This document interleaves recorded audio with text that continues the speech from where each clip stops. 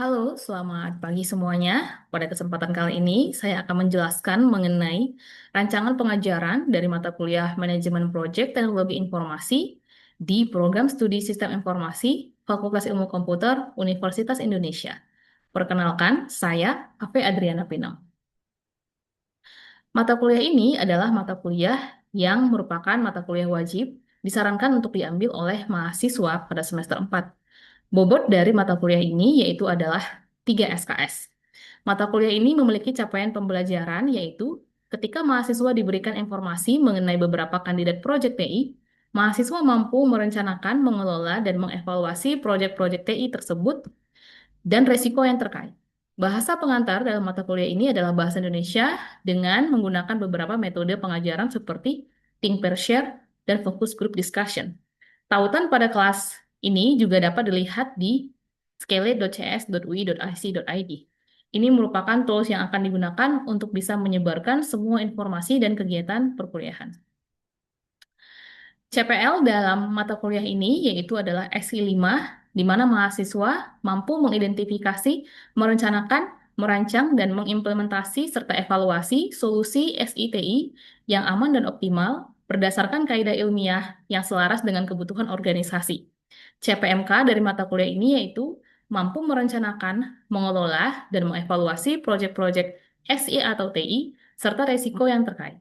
Sub CPMK yang pertama, mahasiswa mampu memahami perkembangan kebutuhan manajemen proyek, khususnya proyek TI, menjelaskan proyek baik berupa contoh, atribut, dan juga constraint, manajemen proyek, elemen penting dan kerangka manajemen, mendiskusikan hubungan antar proyek, program, dan portofolio, serta memahami fase dalam proyek TI dengan pendekatan prediktif ataupun agile. Sub CPMK yang kedua yaitu mahasiswa mampu menjelaskan perencanaan proyek terkait dengan knowledge area project integration, time, cost, dan quality management.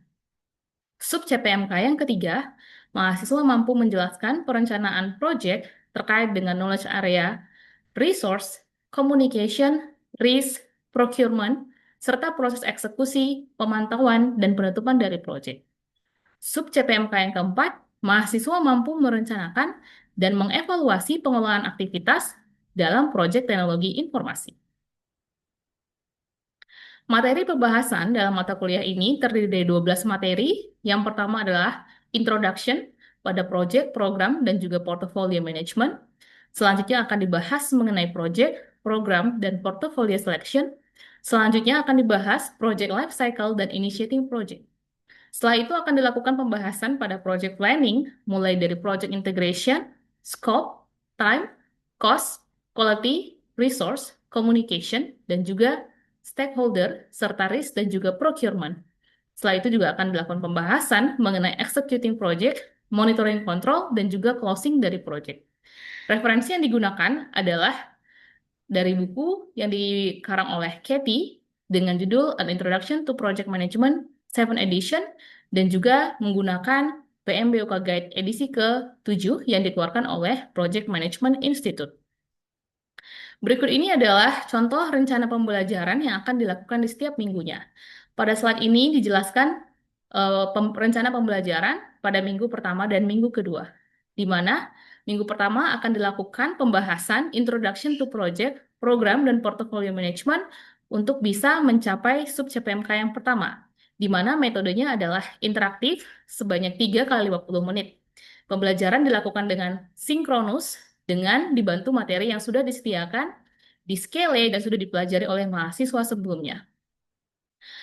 Akan dilakukan paparan dan juga klarifikasi luring, di mana indikator pencapaian di sini bisa dilihat mahasiswa mampu menjelaskan definisi dan karakteristik constraint dari proyek TI, mahasiswa mampu menjelaskan hubungan antar proyek, program, dan portofolio, mahasiswa mampu memahami peran dan profesi dari project manager. Selanjutnya, rancangan tugas dan latihan pada mata kuliah ini dapat dilihat pada slide ini. Terdapat 3 tugas utama yang akan dikerjakan oleh mahasiswa pada mata kuliah ini. Tugas yang pertama adalah tugas kelompok, di mana mahasiswa diminta untuk membuat IT Project Plan Document dari suatu organisasi ataupun perusahaan yang nyata. di mana waktu pengerjaannya adalah selama 12 minggu, sehingga tugas ini akan diumumkan di awal semester dan akan dikumpulkan di akhir semester. Luaran yang dihasilkan adalah laporan tertulis dan juga presentasi dari mahasiswa. Tugas yang kedua adalah tugas individu yang akan diberikan pada minggu kedua. Mahasiswa diminta untuk melakukan analisis terhadap dua metodologi yang dapat digunakan oleh project manager dalam mengelola project dan memetakannya pada proses grup pada PMBK versi 6. Tugas ini akan dikerjakan selama 3 minggu dan luarannya adalah laporan tertulis. Sedangkan tugas yang ketiga adalah tugas individu juga, di mana mahasiswa diminta untuk melakukan eh, evaluasi tentang studi kasus di organisasi, di mana mahasiswa diminta untuk mengaplikasikan beberapa teknik untuk memilih prioritas pengerjaan proyek, membuat work breakdown structure, membuat dependensi dan network diagram, serta menentukan critical path dan membuat Gantt chart dari studi kasus yang diberikan kepada mahasiswa, di mana tugas ini diharapkan dapat dikerjakan selama 4 minggu. Berikut ini adalah evaluasi hasil pembelajaran dari mata kuliah ini, di mana terbagi menjadi beberapa bentuk evaluasi. Yang pertama adalah tugas. Tugas kelompok ini memiliki bobot sebesar 15%, tugas individu sebesar 9%, tugas individu 2 sebesar 10%. Serta akan dilakukan 2 kali kuis sebelum UTS dan setelah UTS. Kuis yang pertama merupakan soal tertulis dengan bobot 5%, kuis yang kedua juga dengan soal tertulis dengan bobot 5%. Selain itu juga akan dilakukan ujian tengah semester dengan soal tertulis dan bobot evaluasi sebesar 22%, ujian akhir semester yang akan dilakukan di akhir perkuliahan dengan bobot 20%. Selain itu juga mahasiswa akan melakukan post-test evaluation di mana akan dilakukan quiz di akhir minggu dan dengan bobot evaluasi sebesar 6%. Selain itu juga ada partisipasi dalam kelas di mana akan melihat partisipasi dari mahasiswa pada forum diskusi dan refleksi yang akan dikirimkan melalui forum di Scale dengan bobot evaluasi 8%. Selanjutnya, ini merupakan pemetaan sub-CPMK dengan metode assessment seperti yang sudah disampaikan sebelumnya. Metode assessment yang sudah ditetapkan akan dipetakan pada sub-CPMK. Sub-CPMK 1, 2, 3, dan 4. Demikian rancangan pembelajaran untuk materi dari mata kuliah Manajemen Project Day. Selamat siang semuanya. Yang Bu. Siang, Bu. Oke, jadi untuk materi ini kita akan membahas mengenai IT Project Management ya. Jadi ini adalah topik pertama di kelas Project Management. Di sini ada beberapa objektif yang akan menjadi sasaran pembelajaran kita. Yang pertama itu adalah memahami ya bagaimana sebenarnya sekarang kebutuhan terkait dengan project, program, dan juga portfolio management. Terutama nanti di sini di awal kita akan membahas terlebih dahulu terkait dengan project. Nah, apa itu project gitu ya? Apa sih contoh dari project, beberapa atribut dari project, dan juga beberapa kendala ataupun constraint yang nanti harus kita eh, kelola selama pengerjaan project. Dan yang ketiga, nanti kita akan membahas mengenai project management dan beberapa kunci elemen di dalam project management. Nah, yang pertama ini terkait dengan project ya. Project ini didefinisikan sebagai suatu kegiatan yang bersifat sementara ataupun temporary gitu ya. Ini sudah didefinisikan di PMBOK Guide. Nah, sebenarnya di sini ya, project itu mungkin sudah berjalan sejak zaman dahulu kala gitu ya. Pada saat pertama kali piramida di Mesir itu dibangun, itu juga merupakan salah satu project. Nah, kenapa itu merupakan proyek? Karena di sini kita bisa lihat dari definisinya bahwa ini bersifat sementara, memiliki suatu tujuan, objektif. Dan apabila objektifnya sudah selesai, maka proyek tersebut bisa ditutup. Nah, selain itu juga ada beberapa lagi ya, mungkin eh, contoh dari proyek, misalkan proyek sekolah gitu ya, atau proyek kalian pada saat mengerjakan tugas di universitas. Nah, apabila tugas tersebut sudah selesai, maka proyeknya selesai. Selain itu juga misalkan adalah proyek konstruksi, ya. Ketika mau membangun suatu gedung, ya, kalau gedungnya sudah selesai, maka proyeknya juga sudah selesai.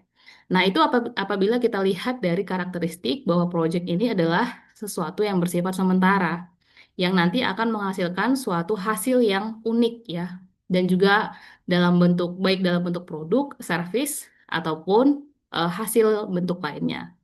Selain itu, proyek itu juga bisa dalam apa namanya ukuran yang besar ataupun kecil.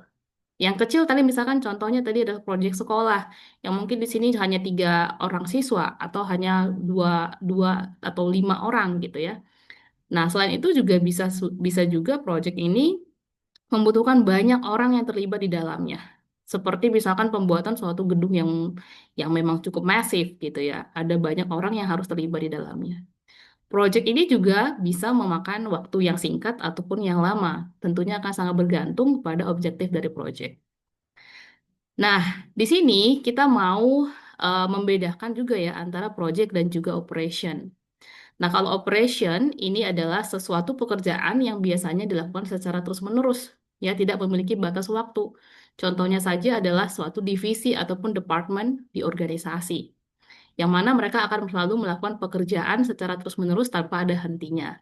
Nah, sehingga di sini kalian bisa membedakan nanti ya, ada project dan ada operation. Di mana project ini juga nanti akan dikelola, operation juga dikelola. Tapi kemungkinan akan ada perbedaan dalam pengelolaan project dan juga operation. Nah, berdasarkan definisi tadi, di sini ada beberapa atribut dari project ya. Yang pertama tadi, project itu harus memiliki suatu tujuan yang unik ya, suatu goals, objektif. Nah, di mana untuk mencapai objektif tersebut dibutuhkan waktu. Di mana waktunya itu tadi bersifat temporary. Apabila objektifnya sudah tercapai, maka proyek itu sudah selesai. Sehingga dengan kata lain, proyek itu memiliki tanggal akhir, sorry, tanggal awal dimulai dan juga tanggal akhir di mana proyek tersebut selesai.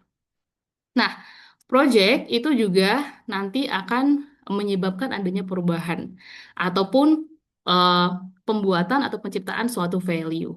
Contohnya saja adalah dari hasilnya tadi. Kalau misalkan kita melakukan konstruksi pembangunan suatu gedung, maka yang menjadi resultnya, value-nya itu adalah buildings-nya.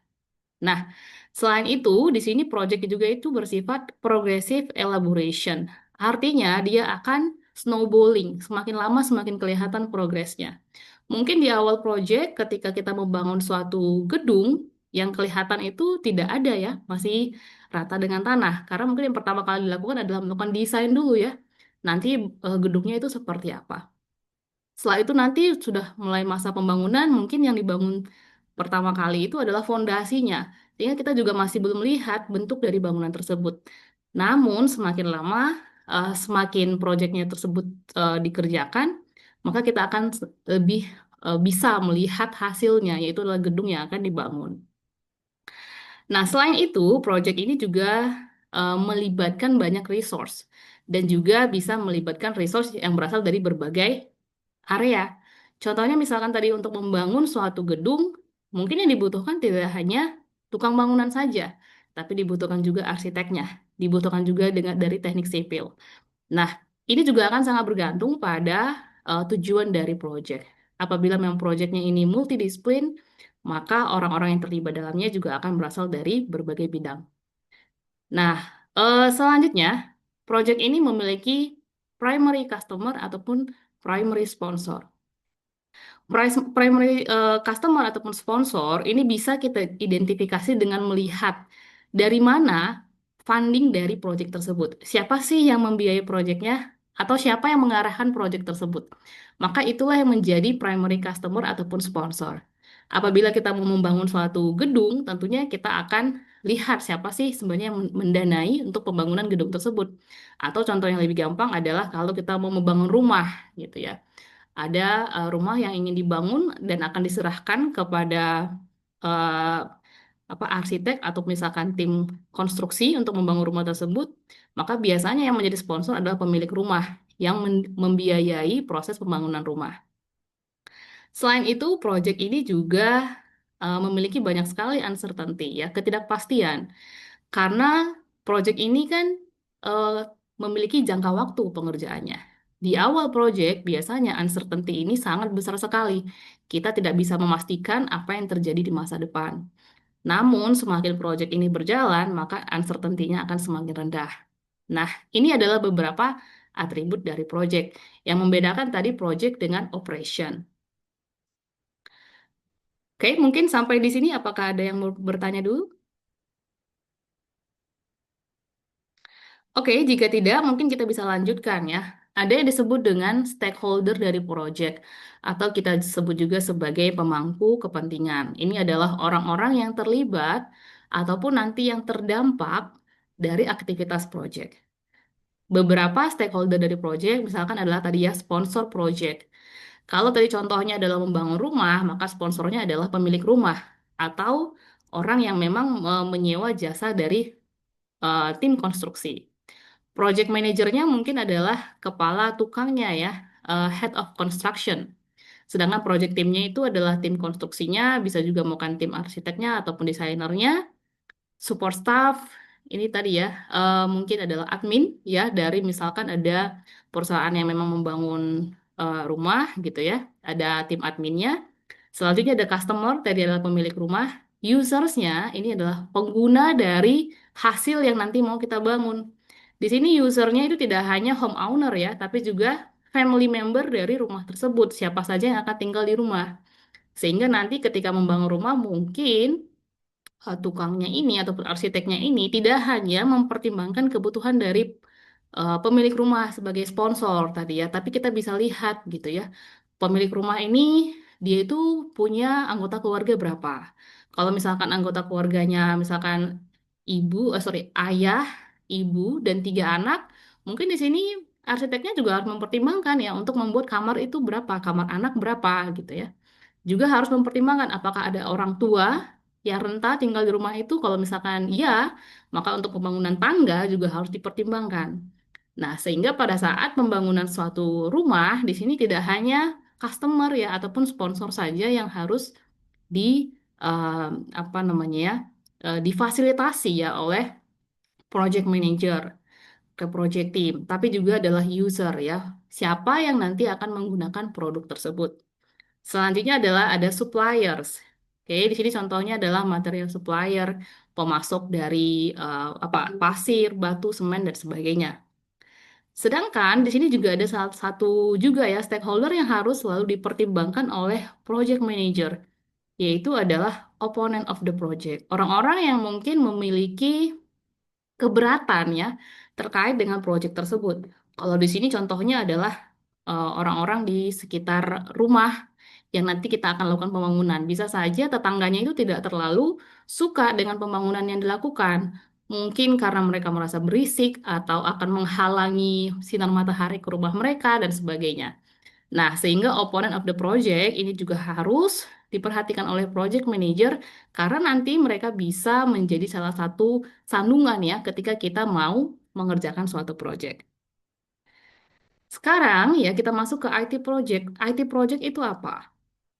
IT project itu adalah project yang tadi tapi melibatkan adanya penggunaan teknologi informasi. Misalkan adalah komputer hardware, software, network gitu ya, data ataupun sistem. Nah, ini ada beberapa contoh dari IT project. Nah, nanti kalian ketika misalkan lulus dari Fasilkom, ya kemungkinan besar akan terlibat dari project-project yang menggunakan IT ya. Misalkan tadi adalah dari sisi pengembangan software atau penggunaan hardware dan sebagainya. Di sini kalian juga sudah bisa petakan ya, project manager itu contohnya nanti roles-nya seperti apa. Kalau project team tadi berarti bisa saja dari analis, programmer, desainer, oke, dan yang lainnya.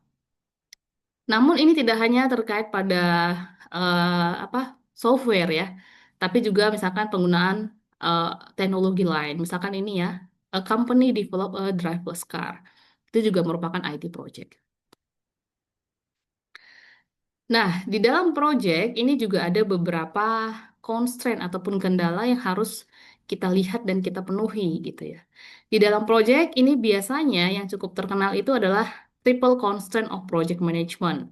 Dan ini merupakan juga salah satu kriteria sukses dari project apabila project sudah memenuhi ruang lingkup cost, goal, dan juga time dari project. Nah, selain itu juga ada beberapa yang perlu dipertimbangkan, yaitu misalkan adalah resources, risk, dan juga quality.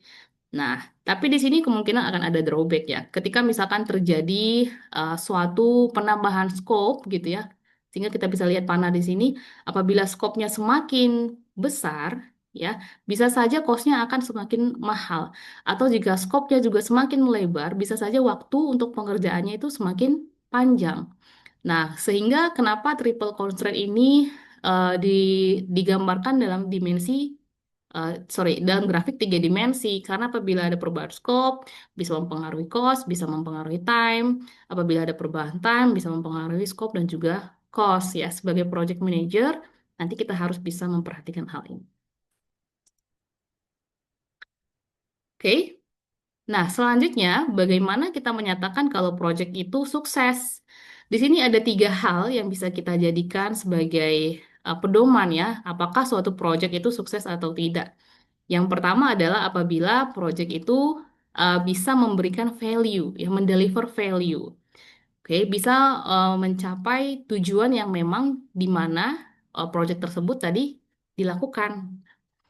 Selanjutnya, apabila proyeknya tadi memenuhi scope, schedule, and juga cost goal. Kalau misalnya tadi kita mau membangun rumah untuk keluarga 5 orang dengan budget sekian, waktu sekian, berapa jumlah kamar, kamar mandi dan sebagainya, apabila itu terpenuhi, maka kita bisa sampaikan bahwa proyeknya sukses.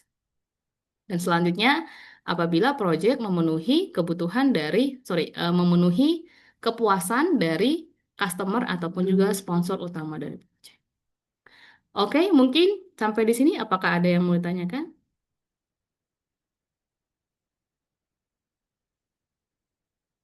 Jelas, Bu. Oke, baik. Nah, project ya, ini juga sebenarnya mengalami suatu challenge ya. Ini ada beberapa statistik yang dikeluarkan oleh McKinsey ya bahwa cukup tinggi ya persentase dari project yang mungkin tidak memenuhi eh, cost goal ataupun schedule goal. Kita bisa lihat di sini kalau misalkan untuk project yang biru ini adalah public sector, yang hitam adalah private sector. Oke, bahwa banyak project yang melebihi waktunya. Overrun itu artinya dia melebihi batas waktu. Apabila misalnya saya dijadwalkan 1 tahun, berarti lebih dari 1 tahun. Oke, sedangkan kalau cost ya tadi melebihi budget yang sudah ditentukan. Nah, sebenarnya eh, project ini ya bisa mengalami kesuksesan yang rendah ini dipengaruhi oleh beberapa faktor. Namun ada salah satu hal yang bisa membantu kita untuk meningkatkan kesuksesan dari project yaitu adalah implementasi dari project management. Oke, jadi kita mengelola proyeknya dengan baik. Apa itu project management? Yaitu adalah penggunaan dari knowledge, skill, dan juga tools di dalam proyek untuk bisa mencapai objektif dari proyeknya. Nah, kita bisa lihat di sini ada framework dari project management, di mana project itu bisa terdiri dari beberapa proses grup ya. Dari mulai dia melakukan inisiasi, pertama kali project dimulai, setelah itu kita melakukan perencanaan, setelah itu eksekusi dari project, kita monitor dan kontrol projectnya sepanjang project berjalan, dan penutupan dari project. Di mana proses ini nanti akan kita lakukan dengan mempertimbangkan adanya beberapa knowledge area. Contohnya tadi adalah scope dari project, ruang lingkup dari project. Kita memastikan bahwa projectnya itu sudah bisa dilakukan sesuai dengan kebutuhan dari sponsor dan juga user. Schedule bahwa projectnya itu akan selesai dalam waktu yang sudah ditentukan. Cost berarti dalam budget yang ditentukan. Quality itu menjaga standar kualitas yang sudah disepakati. Di dalam proyek tidak selalu kita itu harus membuat suatu produk dengan kualitas terbaik ya, tapi produk dengan kualitas yang sudah disepakati. Selanjutnya kita juga harus bisa mengelola resource. Salah satunya adalah human resource. Bagaimana anggota tim bisa bekerja sama untuk bisa mencapai dari proyek. Setelah itu ada communication yang ini cukup erat kaitannya dengan stakeholder. Kita menjaga komunikasi di dalam tim dan juga keluar kepada stakeholder yang lain. Kita bisa menjaga komunikasi dengan stakeholder, menjaga engagement, melihat ekspektasi dan memenuhi kebutuhan mereka. Resiko dalam proyek ini juga harus selalu dikelola mulai dari awal sampai akhir proyek. Jangan sampai ada resiko yang tidak berhasil kita identifikasi dan pada akhirnya itu yang membuat proyek kita menjadi delay ataupun membutuhkan biaya yang lebih mahal. Serta apabila dilakukan pembelian terkait dengan barang lain yang di luar dari organisasi, kita bisa melakukan procurement. Di dalam pengelolaan semua knowledge area ini, kita itu bisa dibantu dengan tools dan juga teknik untuk bisa mencapai kesuksesan dari project yang pada akhirnya itu akan membantu kesuksesan dari organisasi. Oke. Nah, ini tadi adalah beberapa tools dan teknik yang cukup sering digunakan dalam project ya. Contohnya ini untuk predictive project kita menggunakan project charter, scope statement, Gantt chart ya. Ini yang biru ini contoh dari Gantt chart. Kita bisa melihat schedule semua task, semua kegiatan itu dilakukan di waktu kapan dan harus selesai kapan. Selanjutnya untuk project yang bersifat agile, ini juga banyak tools ataupun teknik yang bisa membantu seperti adalah product roadmap. Ini contoh dari backlog ya, apa saja yang harus dilakukan, apa yang mau dilakukan, apa yang sedang dilakukan, apa yang sedang dalam proses, apa yang sudah selesai. Dan juga kita bisa melakukan monitoring dengan menggunakan burn down chart. Nah, untuk hal ini nanti kita akan bahas selanjutnya di minggu-minggu selanjutnya ya, terkait dengan knowledge area dalam project management dan juga beberapa tools yang bisa membantu kita dalam predictive project ataupun agile project. Oke, selanjutnya penggunaan software ini juga penting ya. Mungkin kalian juga sudah pernah menggunakan beberapa project management software seperti misalkan Jira, bisa juga menggunakan Microsoft Project, bisa juga menggunakan di sini ada Azure DevOps dan sebagainya. Penggunaan software ini juga tentunya akan membantu kita untuk melakukan dokumentasi dan komunikasi yang lebih transparan antara anggota tim dan juga stakeholder yang terlibat. Oke, jadi itu adalah materi kita untuk hari ini. Apakah ada yang mau bertanya? Oke, jika tidak ada, jangan lupa untuk mengerjakan post-test yang ada di Scale ya. Nanti akan eh, dilakukan penilaian terkait dengan materi kita hari ini. Baik, selamat siang semuanya. Untuk hari ini, sampai jumpa di pertemuan selanjutnya.